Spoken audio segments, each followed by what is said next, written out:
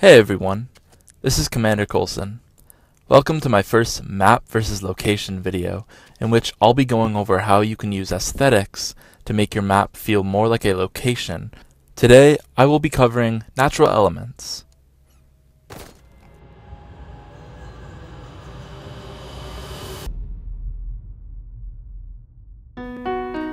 What you're seeing right now are maps that I've created using a very low amount of rocks, just simply to border in the play space.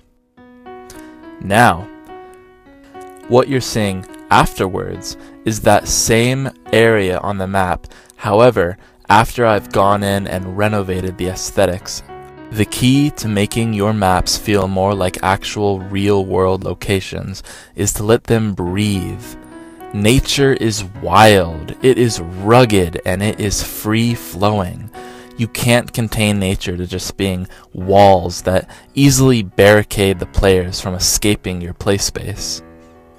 Use rocks at interesting angles, come up with crazy directions to make your rocks facing, while at the same time avoiding making it look cluttered.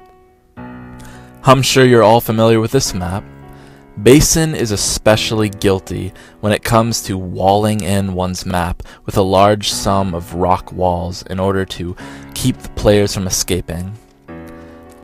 I'm going to go ahead and renovate Basin's back wall right here in order to make it feel more like an actual world location that I'm taking place in and actually fighting within, rather than just a large wall to block me from escaping the map.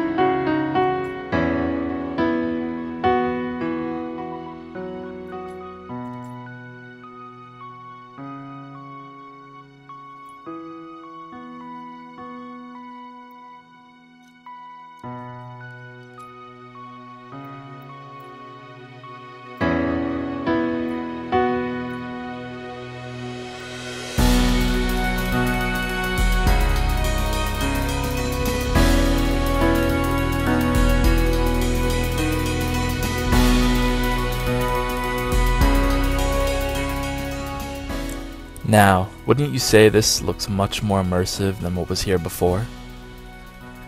The terrain is vibrant and has verticality, the rocks flow with it, and the trees are there to break up the line of sight, so that it feels a lot more like a gorge that we're in, or a valley of some sort.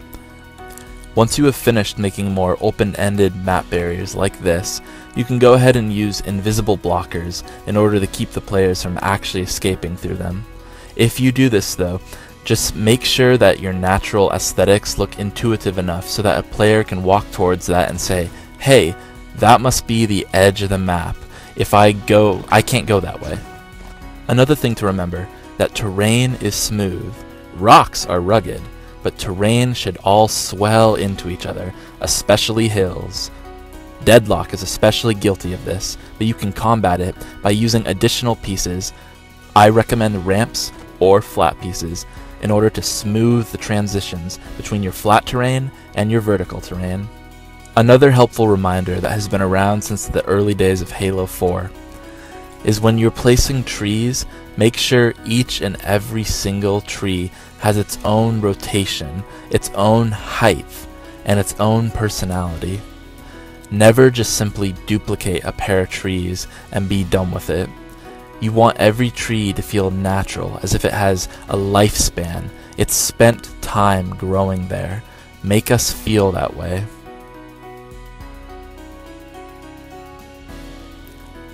Well, that's all I have for you guys today. I'm sure I'll be making additional videos to the natural selection once we receive more natural elements in 343's future updates. Let's hope. I hope you've all enjoyed and learned something from this video. This has been CommanderColson, and have a nice day.